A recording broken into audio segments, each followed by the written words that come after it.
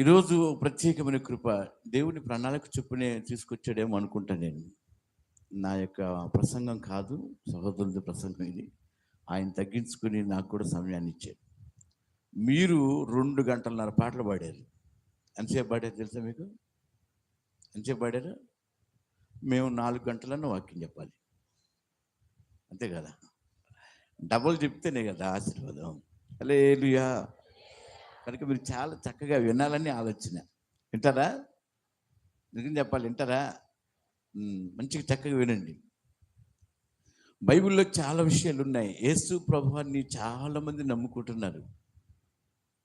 వారి యొక్క అవసరాల కొరకు కొందరు, రోగాల కొరకు కొందరు, కుటుంబ సమస్యల కొరకు కొందరు, కొందరు ఏదో ఆశీర్వాదం వచ్చింది ఆయన నమ్ముకోగానే కార్యాలన్నీ జరుగుతాయి అంటని కొందరు పలు విధములైనటువంటి కార్యాలతో ప్రభువుని దగ్గరకు వస్తూ ఉన్నారు. యేసు ప్రభువాన్ని కూడా చాలామంది వెంబడించారు. ఎంతమంది తెలుసా? ఆయన వెంబడించిన గుంపులో ఓ గుంపు వారు స్వస్థతల గుంపు. ఆయన దగ్గరకు వచ్చిన ఎలాంటి రోగ వ్యాధి అయినా పోయిద్దని, ఎలాంటి దెయ్యమైనా అని వెంబడించారు. ఒక గుంపు వారు విమర్శించే గుంపుగా వెంబడించారు. ఆయన చెప్పిందల్లా మేము చేయాలా? ఆయన చెప్పిన చాటకల్లా మేము వెళ్ళాలా? ఆయన చేయొద్దన్న పని మేము చేయకుండా ఉండాలా? ఆయన అలాగా ఇలాగాని విమర్శించే గుంపు ఒకటి బయలుదేరింది. 3వ గుంపు ఎవరయ్యా అంటే, యేసు ప్రభువారు వెళ్ళినప్పుడల్లా ఎక్కడికి వెళితే అక్కడ భోజన గుంపు రొట్టెలు పెడతా ఉన్నాడు. ఆయన 5 రొట్టెలు 2 చిన్న 5,000 మందికి ఆహారం పెడతా ఉన్నాడు. ఇక లాభం లేదు. ఆయన అమ్మడిపోతే ఏం దొరికిద్ది? అమ్మ చెప్పాలి, ఏం దొరికిద్ది? ఆహారం దొరికిద్ది అంటున్నారు. ఇక 4వ గుంపు ఉన్నారు. వారిని కూడా చూసినప్పుడు వాళ్ళు అంటున్నారు, నువ్వు నిత్య జీవం గలవాడవు, నీ యొద్ద నుంచి మేము ఎక్కడికి వెళ్ళలేము, నిన్ను వెంబడిస్తే మాకు పరలోకం వచ్చిందని వారు వెంబడిస్తున్నారు. ఇప్పుడు ఎన్ని గుంపులు వారయ్యారు? మరి నువ్వే గుంపులో ఉన్నావు? ప్రశ్న వేసుకోవాలి రాత్రి. యేసు ప్రభువారి దగ్గరికి లాభం కోసం వస్తున్నావా? యేసు ప్రభువారిని నమ్ముకుంటే ఏదైనా కలిసి వచ్చిద్దని వస్తున్నావా? యేసు ప్రభువారి దగ్గరకు వస్తే రోగం పోయిద్దని వస్తున్నావా? యేసు ప్రభువారి దగ్గరికి వస్తే నష్టాలు పొడతాయని వస్తున్నావా? లేతే నేను చనిపోతే పరలోకంలో ఉంటాను అని వస్తున్నావా? దేనికోసం వస్తున్నావు? ఏది కావాలి నీకు? ఓ తల్లిగారు ఎవరు చెప్తా ఉంది, సీనియర్ విశ్వాసి. ఇప్పుడు మీరు ఏం చెప్పట్లే నాకు. ఏం కావాలమ్మా? ఓకేనా? నిజమేనా? నోరు మీ పాస్టర్ గారు, మేము వచ్చిన పని కాల, ఇంకా అప్పుడే పరలోకం మాకు అంటావా? నేను అంటాను, నమ్మేవారు చాలామంది ఉన్నారు, నిజంగా నమ్మేవారు తక్కువ మంది ఉన్నారు. ఏదో రోగాల కోసం, దెయ్యాల కోసం దేవుణ్ణి నమ్ముకుంటే రోగాలు బాగు చేయడానికి డాక్టర్లు ఉన్నారు, దెయ్యాలు బాగు చేయడానికి అంతరాలు ఉన్నారు. అవునా? నీకు పంట వేస్తే పంట పడిద్ది, తినొచ్చు చక్కగా. వ్యాపారం చేస్తే డబ్బులు వస్తే చక్కగా బాగు చేయొచ్చు. ఉద్యోగం చేస్తే డబ్బులు వస్తే బాగా అన్నీ బాగానే ఉంటాయి. మరి చచ్చిపోతే ఎక్కడే పోతావు? దేనికోసం యేసు ప్రభువారు ఉంది? దానికోసమేనా? నీకు రోగాలు బాగు చేసి, దెయ్యాలు వెళ్ళగొట్టి, పంటలు ఆశీర్వదించి, ఉద్యోగాలు ఇచ్చేవాడేం దేవుడు? దానికోసమైనా దేవుడు నమ్ముకుంది.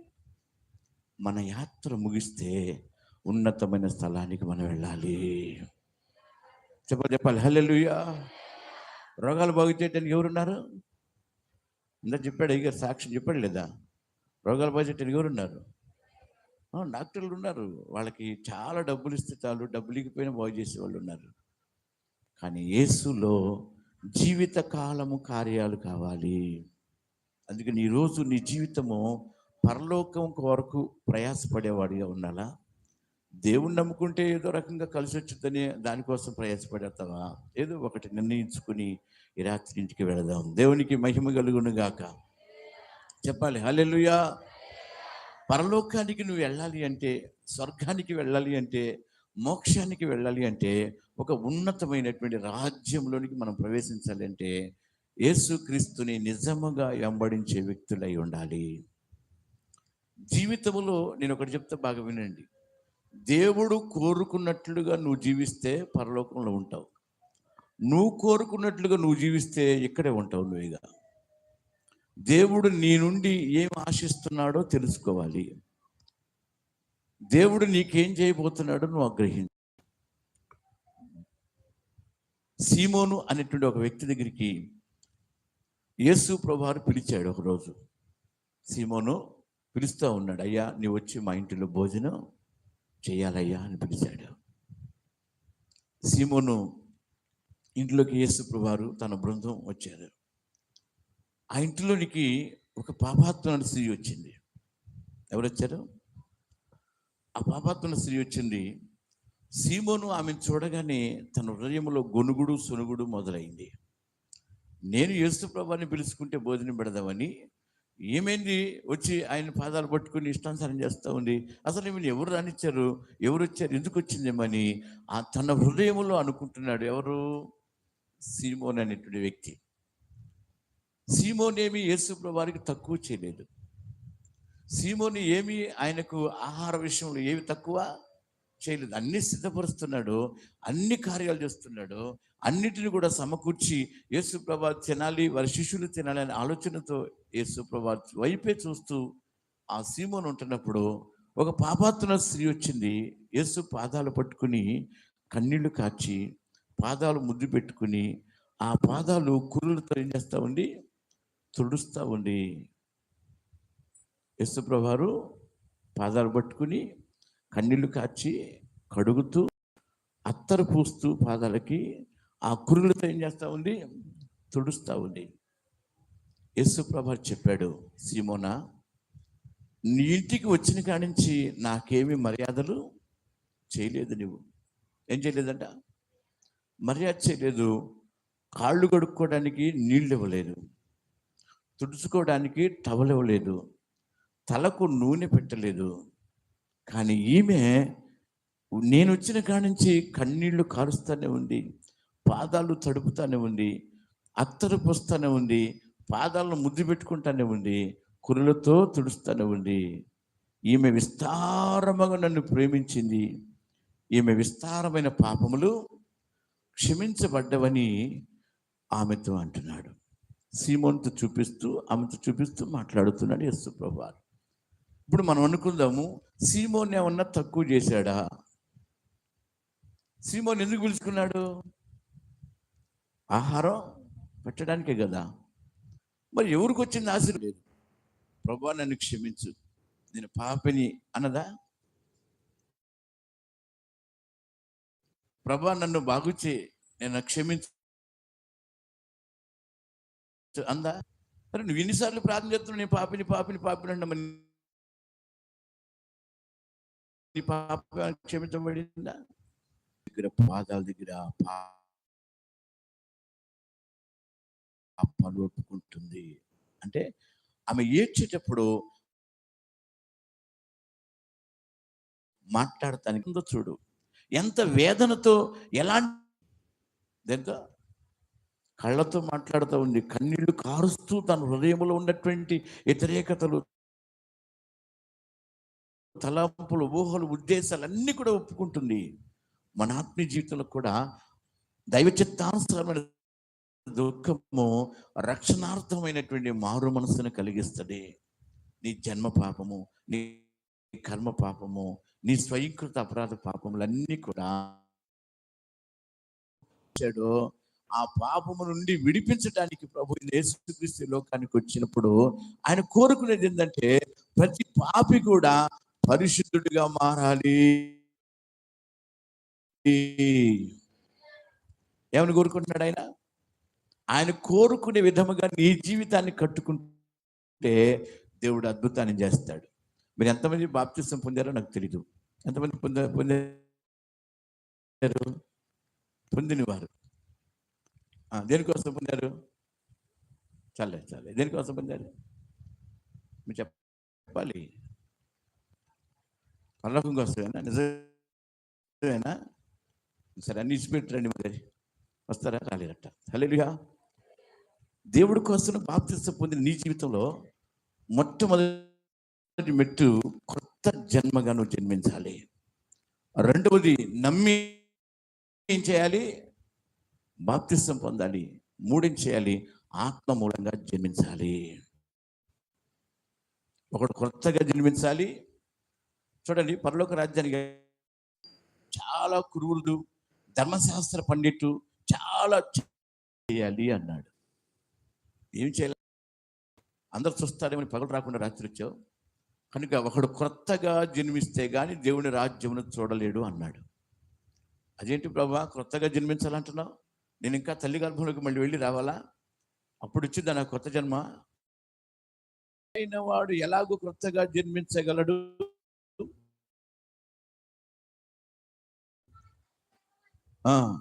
ప్రవేశించి జన్మించగలడా? ఒకడు నీటి మూలంగాను, 3 తండ్రి రాజ్యం.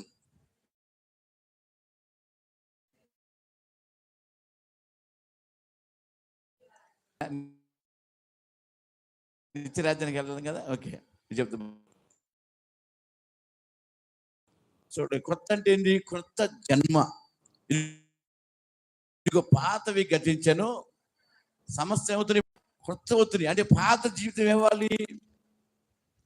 గతించిపోవాలి. బాగా త్రాగుబోతులు ఉంటాడు, ఏం చేయాలి? తాగుడిని గతించిపోవాలి. ఇక దాని మీద నా జోలి రాకూడదు. బాగా వాళ్ళు ఏం చేయాలి?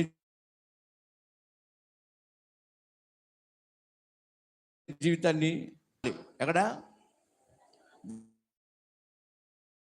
దేవుని రాజ్యంలో ప్రవేశించాలని ఏం చేయాలి? శిక్ష పడింది. పరిశుద్ధత మాత్రమే పొందేవన్నా. ఏం పొందావు? నీటి ద్వారా ఏం పొందావు? ఏం చేయాలి?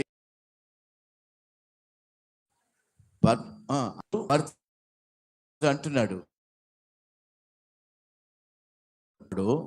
ఆత్మతో, పరిశుద్ధాత్మతోను అగ్నిలోను మీకు బాప్తిసం ఇచ్చును. చదవండి.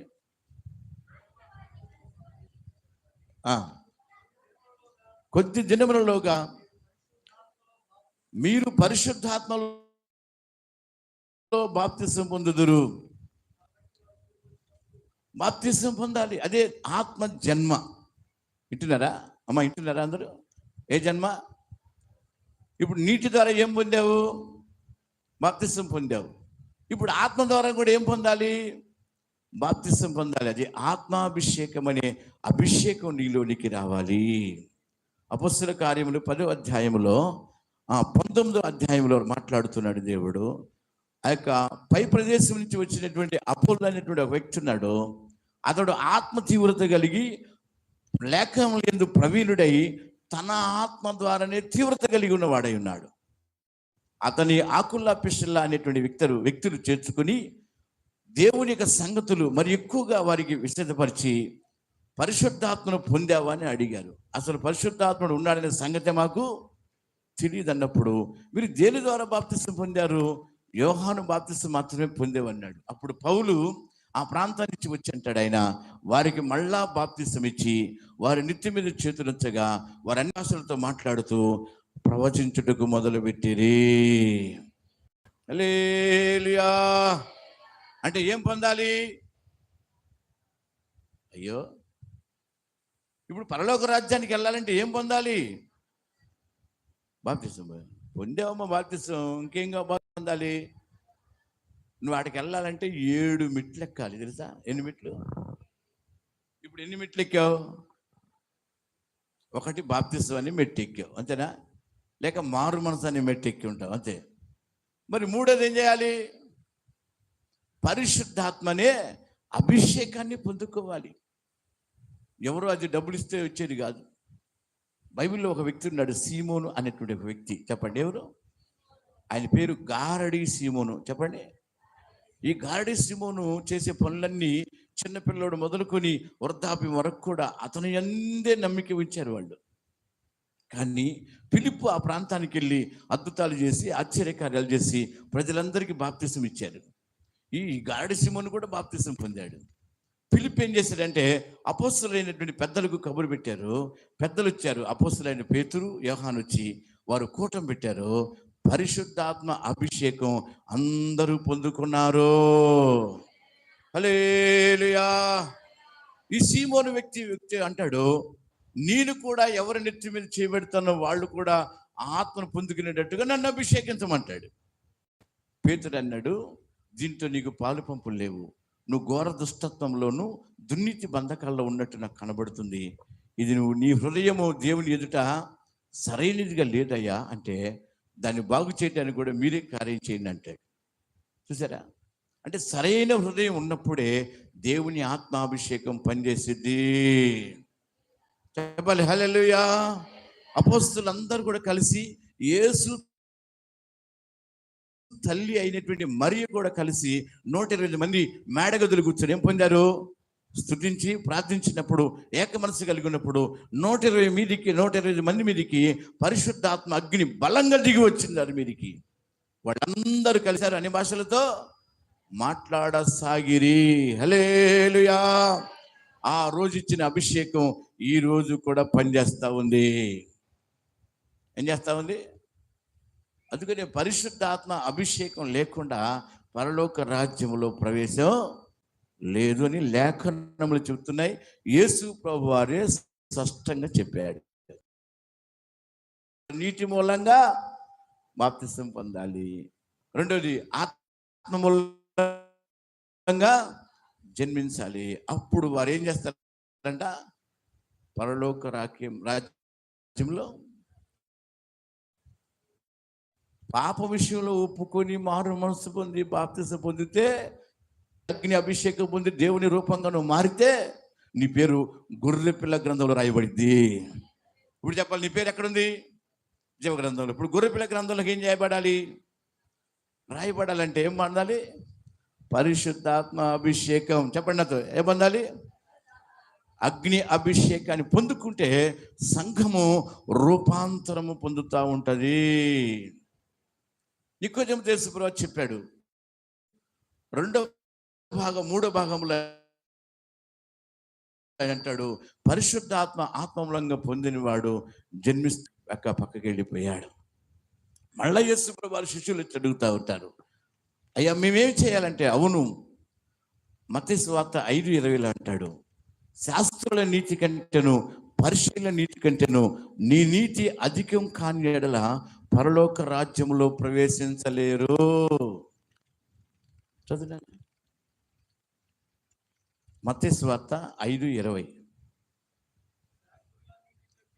శాస్త్రుల నీతి కంటేను పరిసయ్యుల నీతి కంటేను మీ నీతి అధికము కాని ఎడల మీరు పరలోక రాజ్యంలో ప్రవేశించలేరు.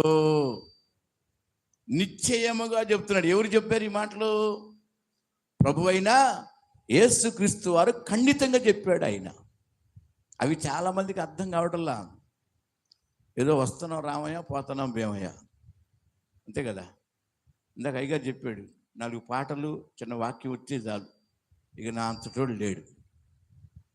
ఏం పాటలు వస్తే అరే పాడిందే పాటరా పాసిపళ్ళ దాసుడు 2 గంటలు పాడారు పాటలు. మీరు ఎంత భయంకరం! దేవుని స్తోత్రం. పాటల్లో ఉద్యమం బాగానే ఉంది, ఆత్మలో ఉద్యమం ఉంది, శరీరంలో ఉద్యమం కూడా బాగానే ఉంది. నేను అంటాను, దేవుని కొరకు మార్పు చెందాలి. ఏం చెందాలి?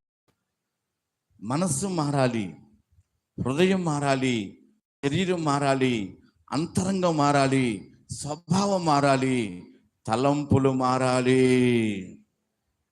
ఎప్పుడన్నీ మారతాయి?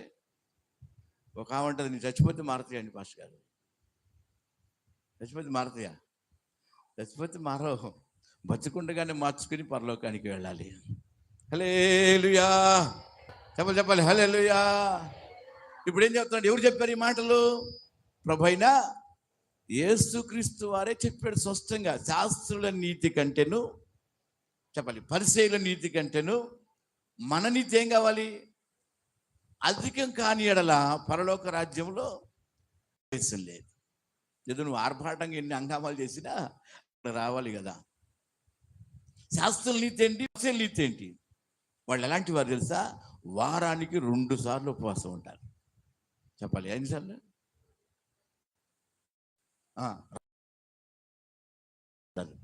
చదువు, నా మాటలు కదా, బైబిల్లో చదవండి. లూకాసు వార్తలోనే ఉంటుందా? లూకాసు వార్త 18వ అధ్యాయం 10వ వచనంలో ఆడ ఉంటుంది. ఇద్దరు దేవాలయంలోనికి వెళ్ళినప్పుడు పరిసయ్యుడు ప్రార్థన చేస్తున్నాడు. ఇదిగో నేను వారానికి 2 సార్లు ఉపవాసం ఉంటున్నా, నా రాబడి అంతటిలో దశంభాగాన్ని కడుతున్నా, నేను అన్యాయం చేయట్లా, సోరులు చేయట్లా, దొంగగా నేను ఉంటున్నా, ఈ సొంకర వల్లే ఉండనందుకు నీ కృతజ్ఞతాస్తులు చెల్లిస్తున్నా అని చెప్తూ ఆయన యేసు ప్రభువుతో మాట్లాడుతున్నాడు. సొంకరి ఆయనతో పాటు మందిరంలో ఉన్నాడు. అతడు కూడా ప్రార్థన చేస్తున్నాడు, అయ్యా నేను ఆకాశం వైపు కళ్ళెత్తడు కూడా యోగ్యుడిని కాను ప్రభువా, నన్ను క్షమించు, నన్ను కరుణించు, నన్ను కాపాడు అని అతడు కూడా ప్రార్థన చేస్తున్నాడు. అతని కంటే ఇటు మరి ఏం చేశాడు? నీతిమంతుడిగా తీర్చబడ్డాడు. హల్లెలూయా. ఇప్పుడు పరిసయ్యుడు శాస్త్రులు ఏం చేస్తున్నారు? ప్రభు చెప్పింది ఏంటి? శాస్త్రుల నీతి కంటేను పరిసయ్యుల నీతి కంటే మన నీతి ఏం కావాలి? అధికం కావాలి. మరి శాస్త్రులు పరిసయ్యులు ఎలా ఉన్నాడు అని చెప్పాడు ఆయన, నేను వారానికి. మరి మీరు ఎన్నిసార్లు ఉంటారు? మేము వారం అంతా తింటామండి. వారం అంతా తింటారా? ఒక శనివారం అన్న ఉపవాసం ఉంటారా? మీరు నిజం చెప్పండి, వారానికి ఒకసారి 2 సార్లు ఉపవాసం ఉండేది? ఒకసారైనా? రోజునా? అది కోడిగుడ్లు ఉపవాసం అయి ఉంటుంది. అది కూడా హల్లెలూయా. ఇంకెంత పాలు తాగటం, కోడిగుడ్డు ఉపవాసం చేయటం, అబ్బా బ్రహ్మాండంగా. అంతేనా? రాబడి అంతలో ఏం కడుతున్నాడు అతడు? ఏం కడుతున్నాడు? దశంభాగం. మరి మీరు ఎంతమంది కడుతున్నారు దశంభాగం? 10వ వంతు కడుతున్నాడు ఆయన. మనం ఎంత కట్టాలి తెలుసా? ఆయన నీతి 10వ వంతు. మన నీతి ఏం కావాలి ఇప్పుడు? అయ్యో, శాస్త్రుల నీతి కంటేను పరిసయ్యుల నీతి కంటే మన నీతి ఏం కావాలి? అధికం. ఏం చెప్పాలి? ఏం కావాలి? అధికం కావాలంటే వాళ్ళు 10వ భాగం కడుతున్నారు. మరి మనం ఎంత కట్టాలి? 10వ భాగమే కట్టడం కష్టం.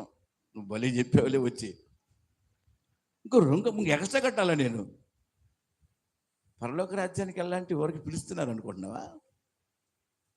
శాస్త్రుల నీతి కంటే చెప్పట్లే, చదవాలి. శాస్త్రుల నీతి కంటే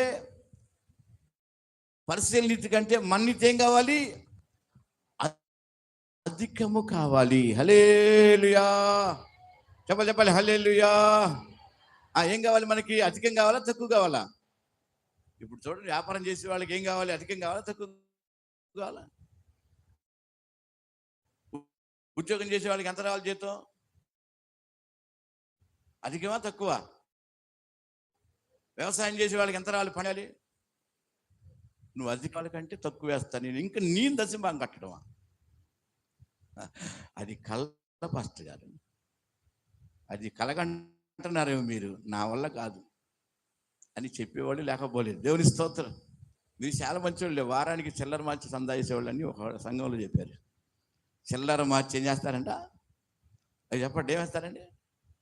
చిల్లర మార్చి సందా వేస్తారు. సందా ఎవరికి వేస్తారు? ఎవరికి వేస్తారు సందా? చచ్చిపోయినోడికి ఊరంతా సందా వేసి పాడి కడతాడు. అడిగి అంతేనా? సందా వేయకూడదు, కానుక సమర్పించాలి. చెప్పాలి హల్లెలూయా. నిద్రపోయేవాళ్ళు చెప్దాం హల్లెలూయా. ఎంత బ్యాచ్! ఏం చెప్పేప్పుడు నేను మీకు అర్థం కావట్లేదు, నాకు తెలుసు, అందుకే నేను చెప్పేది. నాకు వెళ్ళి ఏంటంటే బాగా మనసు పెట్టానండి. రాక వచ్చాడు ఆయన, సనవాసం తెచ్చాడు అనుకున్నట్టున్నది. మీరు బాగా వినండి. కానుక సమర్పించాలి దేవునికి. నీ రాబడి అంతటిలో 10వ భాగం కట్టాలి. చెప్పండి. కుదరదు, 11వ భాగం అన్నా కట్టాలి. ఇక్కడి నుంచి నువ్వు 11వ భాగం కట్టు, పరలోక రాజ్యం నీ సొంతం అవుతా ఉంటుంది. హల్లెలూయా. ఎంత కట్టాలి? ఎంత లాభం అన్న రాని, మనం తింటే కానీ యేసయ్యకి ఇచ్చే పని లేదు. అంతే కదా? అవునా? నువ్వు దేవుని భాగం నువ్వు కడితే నీ నీతి అధికమవుతా ఉంటుంది. నువ్వు దేవుని కంటే ఎక్కువ నీతిమంతుడు కాదు, కానీ దేవుడు కంటే ఎక్కువైనటువంటి విశ్వాసం మనకిచ్చాడు దేవుడు. హల్లెలూయా. ప్రభు చెప్పాడు, నా యందు విశ్వాసం ఉంచేవాడు నాకంటే గొప్ప కార్యాలు చేస్తాడు. ఎవరికంటే? అయ్యో, దేవుడు ఎవరికంటే గొప్ప కార్యాలంట? దేవుడు కంటే గొప్ప కార్యం చేస్తామంట మనం. మీకు అర్థమవుతుందా? బాగా దేవుడి కంటే. అందుకని మనం పరలోక రాజ్యం వెళ్ళాలంటే మన నీతి ఏం కావాలి?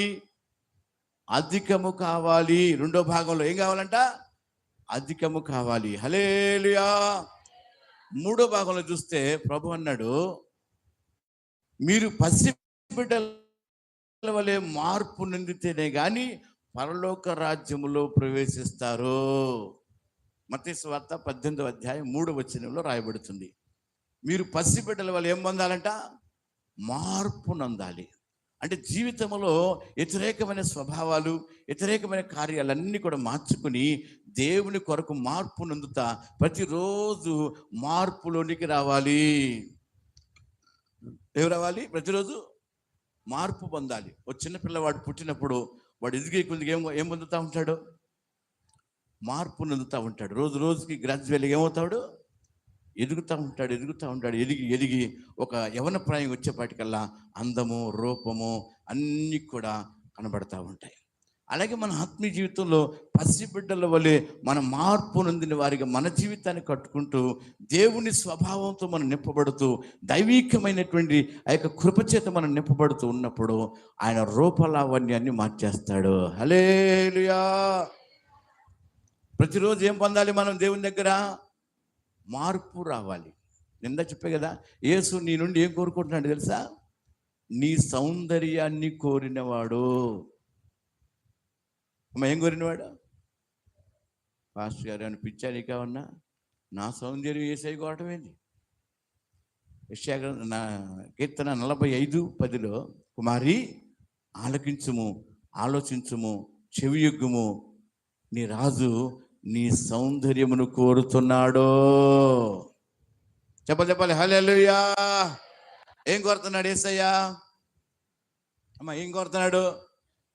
సౌందర్యాన్ని కోరుతున్నాడు. నీ రాజుకి ఏం చేయాలి? నువ్వు నమస్కారము చేయాలి. ఏం కోరుతున్నాడు ఆయన? సౌందర్యాన్ని కోరుతున్నాడు. గుణమును అక్షయ అలంకారాన్ని కోరుతున్నాడు. నీలో మార్పు కోరుకుంటున్నాడు ఆయన. నువ్వు నీ సౌందర్యము ఆయన వైపు చూడాలని కోరుకుంటున్నాడు ఆయన. హల్లెలూయా.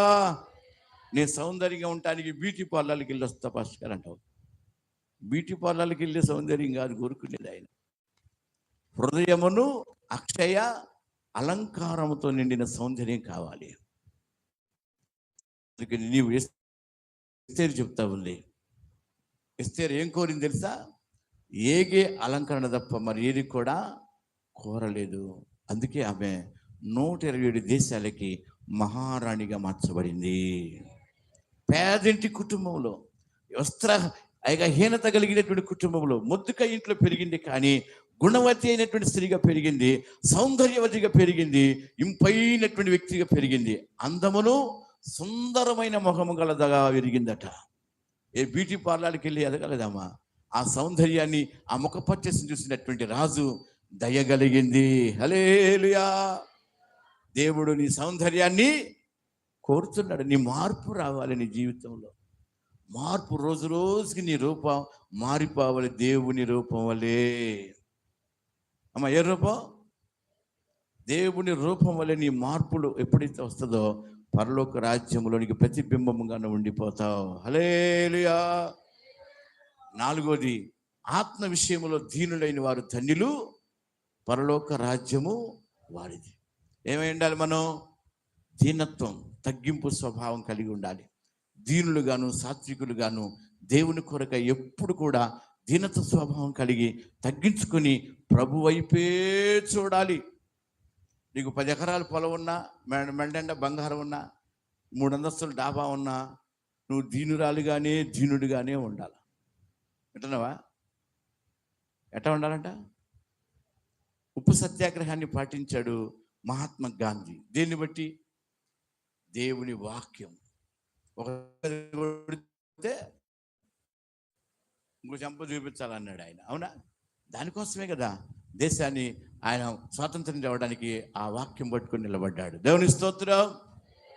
మన ఆత్మీయ జీవితంలో కూడా దీన స్వభావం కలిగి ఉండాలి. ఏ స్వభావం?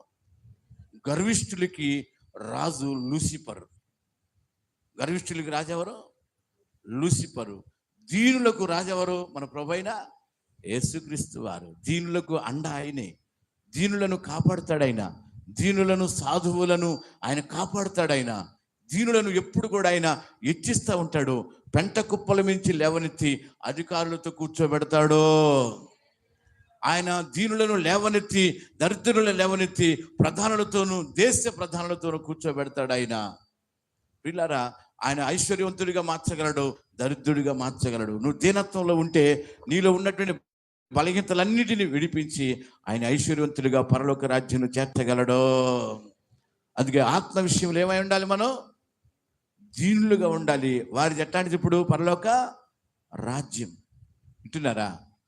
4, 5 చూసినట్లయితే, శ్రమలు ఎప్పుడైతే అనుభవిస్తావో, నువ్వు దేవుని కొరకే నిలబడగలుగుతావో, దేవుని కొరకే ప్రయాసపడగలుగుతావో, నీవు పరలోక రాజ్యంలో ప్రవేశిస్తావో. అపొస్తలుల కార్యములు 14:22 అంటాడు ఆయన, ఇదిగో శిష్యుల యొక్క మనస్సును దృఢపరచము, అనేక శ్రమలు అనుభవించిన తర్వాత పరలోక రాజ్యంలో ప్రవేశిస్తారు. చదివారా? నేను చెప్పేస్తున్నాలే. దృఢపరిచి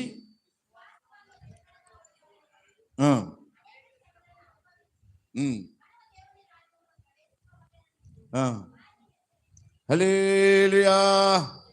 విశ్వాసులు ఏం పడాలంట? రేపు ఒక పాస్టర్ గారి దగ్గర ఒక సమస్య జరిగింది. పాస్టర్ గారు సంఘస్థులంతా 500 మంది ఉన్నారట. వింటున్నావా? ఎంతమంది? ఏమో వింటున్నారు? ఇటు ఎంతమంది? అమ్మ కూర్చోండి, సిస్టర్స్ కూర్చోండి. కాళ్ళు నొప్పులుగా ఉంటే నుంచోండి, పర్వాలేదు, కూర్చోండి. 500 మంది విశ్వాసులు. మరి పాస్టర్ గారు అన్నాడంట, ఏమనుకుంటున్నాం మా విశ్వాసులు అంటే అన్నాడు. ఏమన్నాడంట? అమ్మ ఇంట్లో మీరు ఏమనుకున్నాడంట? ఏమనుకుంటున్నాం విశ్వాసులు అంటే అంటాడంట. ఇక రోజు ఇదే మాట చెబుతున్నాడంట పాస్టర్ గారు. ఏమనుకుంటున్నాం మా విశ్వాసులు అంటే, ఏమనుకుంటున్నాం మా విశ్వాసులు అంటే అనుకున్నాడు. ఒకరోజు సంఘంలోకి ఒక 5గురు ఇట్లాగే ఆరాధన జరుగుతూ ఉంటే గన్నులు పట్టుకొని వచ్చారట. తలుపులు వేసారట అన్ని. వింటున్నావా? ఏం వేశారు? తలుపులు వేసారంట, గన్నులు పట్టుకున్నారంట. రేయ్, యేసు ప్రభువుని ఎవడైతే అన్నాడో అని కాల్ చేస్తాడు అన్నారంట. అయ్యా, బలుచుంటే బఠానీలా నమ్ముకొని బతుకుతాను అయ్యా, ప్రభువా స్తోత్రం అయ్యా అని చెప్పేసి వాడు బయటికి వెళ్ళాడంట. ఇంకొక బయటికి వెళ్ళిందట. ఇట్లా వాళ్ళు గన్నులు గురిపెట్టి బయటికి వెళ్ళి ఏమైపోయారు విశ్వాసులు అందరూ. పాస్టర్ గారు ఏమన్నాడు? మా విశ్వాసులు అంటే ఇప్పుడు గన్ను చూడగానే ఏమయ్యారు? అంత అటక బయటికి పోయారంట అందరూ. ఆ యొక్క వాళ్ళతో నుంచి పాస్టర్ గారే నుంచున్నారంట సంఘంలో. చంపాలనుకుంటే చంపేయ బాధ, దేవుడి కోసం వచ్చాము మేము, ఎన్ని శ్రమలైనా అనుభవించడానికి వచ్చాము, మమ్మల్ని చంపండి అన్నది. వీళ్ళు స్ట్రైట్గా నిలబడి కళ్ళు మూసుకొని స్తోత్రం చెబుతున్నారంట.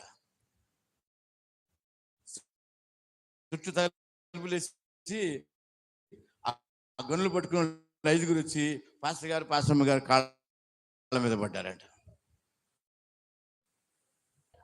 పాస్టర్ గారు 500 మందికి మేము 5గురే మిగిలామండి అన్నాడు. హల్లెలూయా. చెప్పాలి హల్లెలూయా. చూసుకొని ముడుచుకొని చెప్పుకొని ఏడుచుకోవటం కాదు, దేవుని కోసం బ్రతికేవాళ్ళు కావాలి. దీనితో పాటు శ్రమలు అనుభవించేవాళ్ళు కావాలి. ఏం పడాలంట? ఆకుల పిష్కల్లా పౌలు ఆ ప్రాంతానికి వచ్చినప్పుడు అంటాడు, వాళ్ళు నా కొరకు వాళ్ళ ప్రాణాలు ఇవ్వటానికి కూడా తెగించారు. ఎవరో? ఆకుల పిష్కల్లా. ఏమి ఇస్తానికి చెప్పాలి? ఎవరు ఏమి ఇస్తానికి? పాస్టర్ గారి కోసం ఏమి ఇస్తానికి? మీరు ఎంతమంది ఇస్తారు? రేపు చూద్దాం. పాస్టర్ గారు నువ్వు వచ్చావు కానీ అట్లాంటి మాటలు చెప్పమా మాకు, అదేనా? రోమాపత్రిక చదువునా 16వ అధ్యాయం 3వ వచనం చదువు. వారి ప్రాణము ఇవ్వడకు ఆకుల పిష్కల్లా తెగించిరి.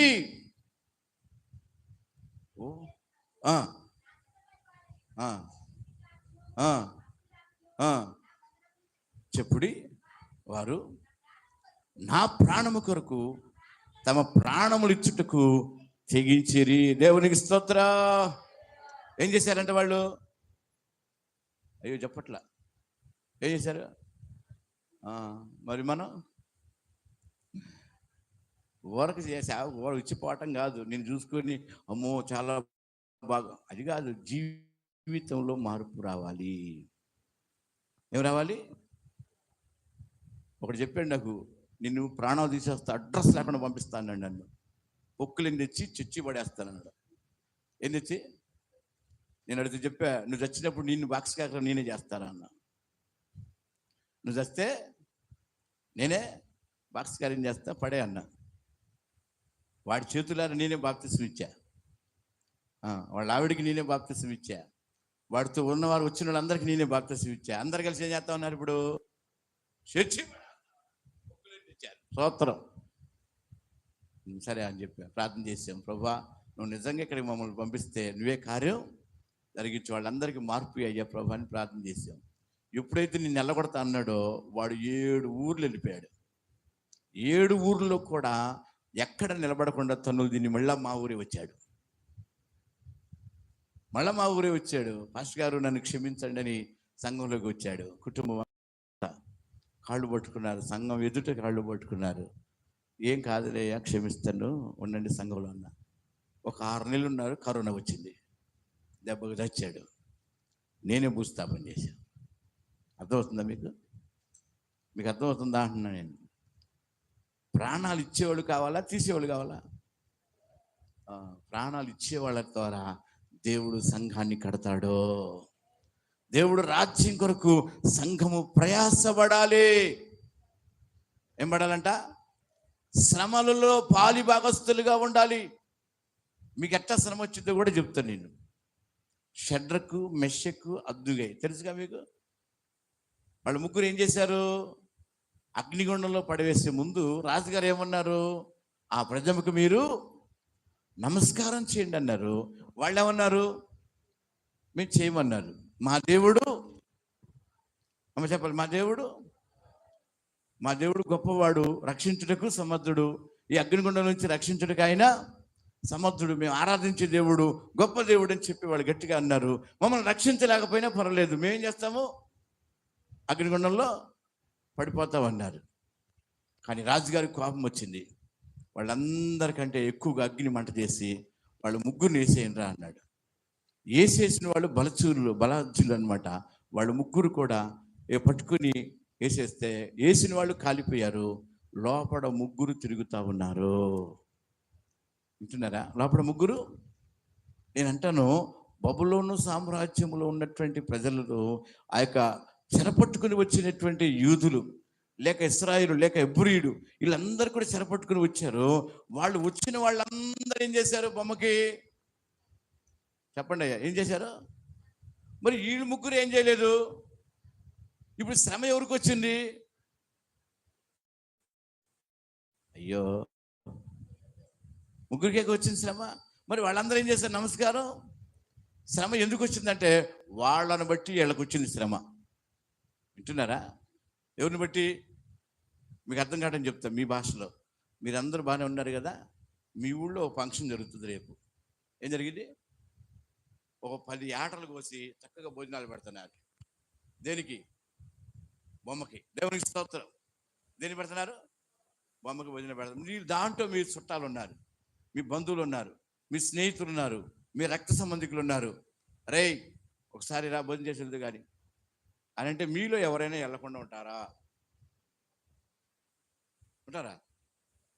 పాస్టర్ గారు దేవుడు దేవుడే, మందిరం మందిరమే, పాస్టర్ గారే, వాక్యం వాక్యమే, బైబిల్ బైబిలే, చుట్టాలి వెళ్ళాల్సిందే అని చెప్పేసి వీళ్ళు వస్తావు. అంతేనా? వీళ్ళు వస్తావు. ఈలోపు భక్తి గల స్త్రీయో, భక్తి గల సహోదరుడో, నా దేవుని కోసం నేను బ్రతకాలి అంటాడు. ఆయన దేవుడి కోసం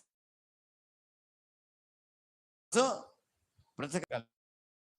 ఏంటని దేవుడా చూడు, వాళ్ళందరూ చేంజ్ చేశారు. వచ్చింది శ్రమ నీతిమంతులకి. హల్లెలూయా. అగ్నిగుండం నుంచి దేవుడు కాపాడా? బయట ఒడ్డు మీద నుంచే కాపాడగలడు. లోపలికి పంపించి ఎందుకు కాపాడాడంటే అందరూ కన్నులు తెరవడానికి కాపాడాడు. చెప్పాలి హల్లెలూయా. అందుకని అనేక శ్రమలను అనుభవించి ఆ రాజ్యంలో ఏం చేయాలి? ప్రవేశించాలి. శ్రమలకు ముందుగా విశ్వాసంలో దృఢంగా నిలబడాలి. పౌలు అదే అంటాడు, నా విశ్వాసాన్ని నేను కాపాడుకుంటుని, నా కొరకు ఆ యొక్క నీతి కిరీటాన్ని దేవుడు ఉంచాడు, నా పరుగును తుదముట్టించున్నాను. బాగా ఆలోచించండి. అనేకమైన శ్రమలు అనుభవించిన తర్వాతే దేవుని రాజ్యం. హల్లెలూయా చెప్పాలి, హల్లెలూయా. యేసు ప్రభు వారు నమ్ముకున్న కానించి నాకు బ్రహ్మాండంగా కలిసి వస్తుందయ్యా అంటే నీకు అసలు శ్రమే లేదు. ఏం లేదు నీకు. ఇప్పుడు మీరు చెప్పాలి, శ్రమలతో గర్భవతి డెలివరీ అవ్వాలా, నొప్పులతో ఆమె అనగానే డెలివరీ అవ్వాలా? చెప్పట్లే మీరు. ఆమె కళ్ళు మూసుకోగానే డెలివరీ అయితే ఆపరేషన్ చేస్తే ఆమెకు తెలియదు. తెలిసిద్దా? ఆపరేషన్ చేసి తెలిసిద్దా? కళ్ళు మూసుకోగానే డెలివరీ అయిపోద్దా? చూడగానే అబ్బాయి ఉంటాడు, కళ్ళు తీసి చూడగానే ఓకే. ఆపరేషన్ నొప్పులు ఎంత శ్రమ అవుతుంది తెలుసా?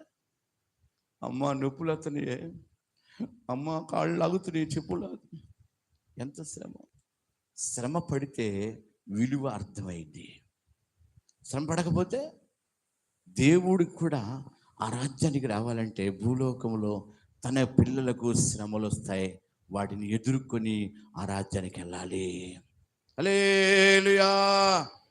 విడబడ్డ వాడికి 7 ఏండ్లు శ్రమలు, ఎత్తబడిన వారికి 7 ఏండ్లు పరిశుద్ధులతో విందవుతుంది. ఇప్పుడు విందుకి వెళ్దామా, శ్రమల్లోకి వెళ్దామా? అయ్యో, విందులోకి వెళ్దామా, శ్రమల్లోకి వెళ్దామా? విందులోకి వెళ్ళాలంటే ఏం చేయాలి? శ్రమలు చిన్న చిన్నవి కానీ పెద్ద పెద్దవి కానీ శ్రమలు అనుభవించి వెళ్ళాలి. భయంకర శ్రమలు ఉంటాయి, ఎడబడ్డ వాళ్ళకి 7 ఏండ్లు ఉంటాయి అంటాయి. ఆ శ్రమల్లో మనం ఉండకూడదు, ఎత్తబడే గుంపుగా మనం మార్చబడాలి. పరలోక రాజ్యంలో 4 స్థలాలు ఉన్నాయి. చెప్పండి అమ్మ, చెప్పాలి. ఎక్కడ చెప్పండి, ఎక్కడ? పరలోక రాజ్యంలో ఎన్ని? 1 నూతన యెరూషలేము అనండి, 2 నూతన భూమి అనండి, 3 నూతన ఆకాశం అనండి, 4 సియోను. ఎక్కడుందాం? పిడుగురాళ్ళే మాకు సరిగ్గా తెలియదు. పరలోకంలో మాకు ఎక్కడ ఉంటామండి మేము? అయ్యి బాబు, ఏంటి అట్ట మాట్లాడుతుంది మీరు? అంతేనా? పరలోకంలో ఎక్కడికి వెళ్దాం? అమ్మో, సియోను అంది సిస్టర్ గారు. అమ్మ లేచి నిలబడి అందరిని విడిచిపెట్టరామ్మా. హల్లెలూయా. ఏం చేయాలి? అందరిని విడిచిపెట్టి నూతన యెరూషలేముకి సంఘము సిద్ధపడాలి. ఎక్కడికి? నూతన యెరూషలేము. నూతన యెరూషలేము పరిశుద్ధమైన పట్టణమునకు సంఘము భూలోకముల నుంచి ఆ యొక్క మందిరమని ఈ సంఘముల నుంచి ఆ యొక్క సుందరమైనటువంటి రూపంతో ఆయన్ని ఎదుర్కొనే సంఘమే పెళ్లి కుమార్తె సంఘము. హల్లెలూయా. రోజు చెప్తా ఉంటా, మీకు మీకు మీకు మీకు తెలియదు కానీ రోజు ఇవే మా మాటలన్నీ కూడా. సియోనుకి వెళ్ళాలి, యెరూషలేముకి వెళ్ళాలి, సియోనుగా మారాలి, యెరూషలేముగా మారాలి. నూతన భూమి వేరు, నూతన ఆకాశం వేరు. నూతన ఆకాశం పాత నిబంధన పరిశుద్ధుడికి ఉంది, నూతన భూమి ఆ యొక్క మహాశ్రమల చేత కొట్టబడిన వారికి ఉంది. మనము పెళ్లి కుమార్తె సంఘముగా ఆయన్ని ఎదుర్కొనే వారిగా మారాలి. చెప్పాలి హల్లెలూయా. చెప్పాలి హల్లెలూయా. ఆ రాజ్యకు నువ్వు సిద్ధపడితే నీ జీవితంలో కావాల్సిన కార్యాలు తెలుసా?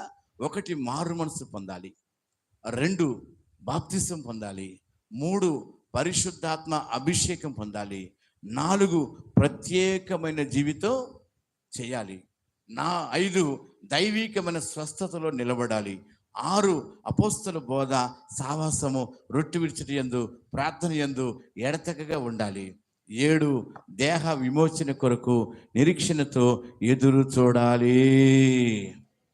చెప్పాలి హల్లెలూయా. ఈ 7 అనుభవాలతో నీ ఆత్మీయ జీవితం కట్టుకుంటే దేవుడు పిలిస్తే స్తోత్రం, పరలోక రాజ్యంలోనికి ఇక్కడ కళ్ళు మూస్తే అక్కడ తెరవాలి. వింటున్నారా? ఇక్కడ కళ్ళు మూస్తే అక్కడ తెరవాలి. దాని కొరకే మన ఆత్మీయ జీవితం ప్రయాసపడుతూ ప్రాణాత్మ శరీరములను పరిశుద్ధపరచుకొని దిద్దుకొని ప్రతిరోజు మార్పు జీవితం కలిగి దినదినము ఆయన కొరకే ఎదుగుతూ ఆయన రాకడకు ఎత్తబడి గుంపుగా మారాలి. వింటున్నారా? హల్లెలూయా. యవనస్తులు, మీ ఆత్మీయ జీవితాన్ని మొదట దేవుడికి అర్పణగా మార్చుకోండి. మీకు ఇంకో విషయం చెప్పనా? యేసు ప్రభువారు పెళ్లి కుమార్తెను చేసుకోవడానికి వస్తున్నాడా? కన్నికను చేసుకోవడానికి వస్తున్నాడా? అయ్యా, ఎవరిని చేసుకోవడానికి వస్తున్నాడు? పౌలు అంటాడు, సంఘం అనేటువంటి కార్యాలన్నిటి కలిసి క్రీస్తుకు ప్రదానం చేసాడంట. చక్కని కన్యకగా, పవిత్రురాలుగా. దేవుని స్తోత్రం. సంఘము కన్యకగా ఉండినటువంటి జీవితం అనే పవిత్రాన్ని కాపాడుకొని పెళ్లి కుమార్తె రూపంలోనికి రావాలి. ఎవరి రూపంలోకి? పెళ్లి కుమార్తె యొక్క రూపంలోకి సంఘం వస్తే అంతఃపురము నుంచి యేసు వారు మధ్యాకాశానికి వస్తున్నాడు. ఇప్పుడు చూడండి, మొదటిగా గొర్రె పిల్లగా యేసు ప్రభువారు ఈ లోకానికి వచ్చాడు. ఎట్లా వచ్చాడు? రెండవదిగా మనిషి కుమారుడిగా ఈ లోకానికి వచ్చాడు. మూడవదిగా పెండ్లి కుమారుడిగా మధ్యాకాశానికి వస్తున్నాడు. నాలుగవదిగా ఆ యొక్క యోధాగోత్ర సింహములాగా ఆయన ఒలీవల కొండ మీదకి నాలుగవదిగా ఆయన వస్తున్నాడు. హల్లెలూయా చెప్పాలి హల్లెలూయా. వింటున్నారా? ఇప్పుడు రహస్య రాకడకు మధ్యాకాశానికి వస్తున్నాడు ఆయన. సంఘం అనేటువంటి ఆ సంఘము రూపాంతరము చెందాలి. మా దర్శనం ఒకటే, సార్వత్రిక సంఘముగా దేవుని ఎదుట రూపాంతరం చెందాలి. చెప్పాలి హల్లెలూయా. రూపాంతరము చెందే విధముగా మన ఆత్మీయ జీవితాన్ని కట్టుకోవాలి. పిల్లరా, ఏదో వస్తున్నా వెళ్ళిపోతున్నాం కదా, వాళ్ళ కూటాలు ఏర్పరిచారు, నాకు తెలియదు. దేవుని ఏర్పాటును బట్టి నేను రావడం జరిగింది. మీతో పాటు మీకు కూడా కూర్చొని కొద్ది నిమిషాలు వాక్యం వింటున్నప్పుడు ఆత్మ ధ్యానం ప్రశాంతంగా ఉంటుంది. నాకు చెప్పేదానికంటే వినేదానికి ప్రశాంతంగా ఉంటుంది నాకు. వింటున్నారా? దేవుని వాక్యము ప్రతిరోజు నీ జీవితంలో మార్పు కలిగించింది. దేవుని వాక్యాన్ని ఎప్పుడూ చదవాలి, దేవుని వాక్యాన్ని వినాలి, దేవుని వాక్యాన్ని ధ్యానం చేయాలి, దేవుని వాక్యములోని సత్యాన్ని గ్రహించాలి, సర్వసత్యంలోనికి నడవాలి. వింటున్నారా? ఎక్కడ నడవాలండి? చెప్పాలి, ఎక్కడ నడవాలి? సర్వసత్యంలోకి నడిచినప్పుడు నీ ఆత్మీయ ఎదుగుదల అనుగ్రహించబడింది. హల్లెలూయా చెప్పాలి. పరలోక రాజ్యానికి వెళ్ళాలంటే ఏం చేయబడాలి? మొదటగా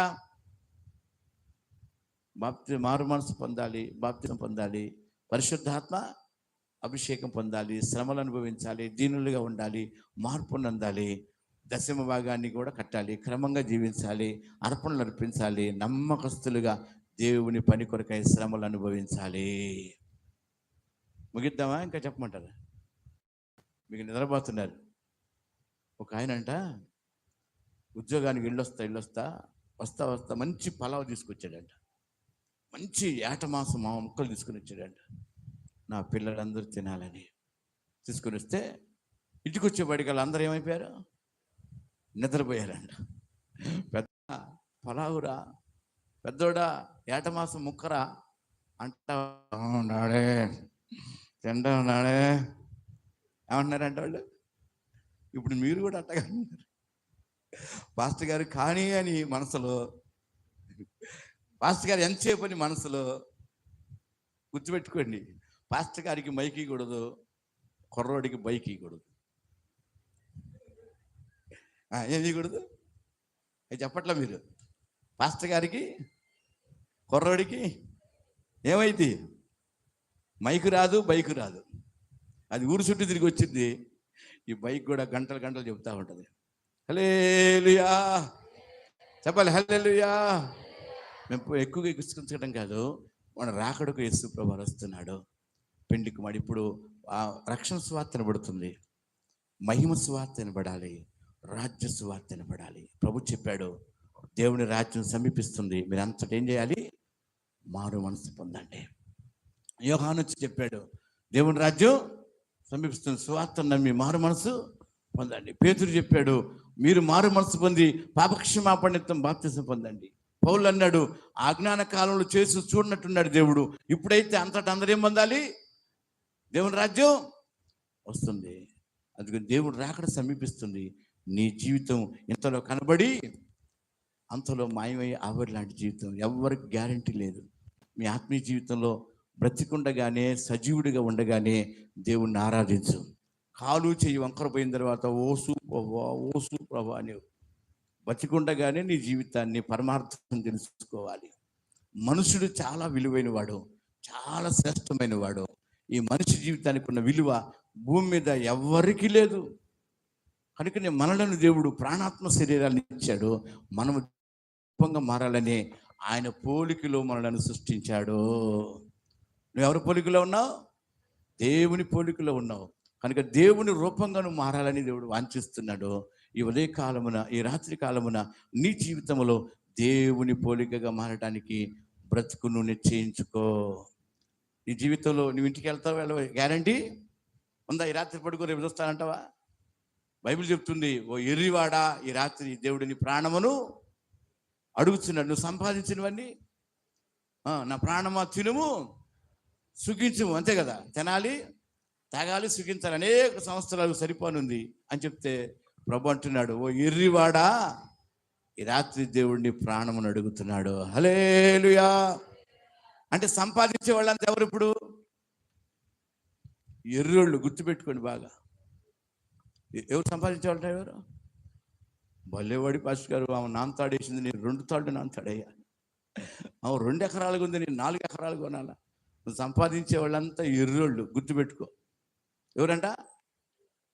ఓరు బాబా, పాస్టర్ గారికి కార్లు ఉన్నాయి, ఇంటి మీద ఇల్లు ఉంది. వీడు సంపాదన కోసం రాలేదు. మేము సంపాదన కోసం రాలే, రాజ్యం కోసం వచ్చాము. హల్లెలూయా. అవన్నీ ఇడిచిపెట్టిపోయాయి, అవసరాలకి వాడుకునేవి అయ్యాయి. మనవి కావు, అవసరాలకి వాడుకునేవి. అన్ని ఇడిచిపెట్టిపోయాయి. నీ జీవితం దేవుని కొరకు పరమార్థాన్ని చేర్చుకో, పరలోక రాజ్యాన్ని సంపాదించుకో. అన్ని ఇచ్చి పరలోక రాజ్యాన్ని సంపాదించుకో. ముగిద్దాం, అందరం ప్రార్థన చేద్దాం.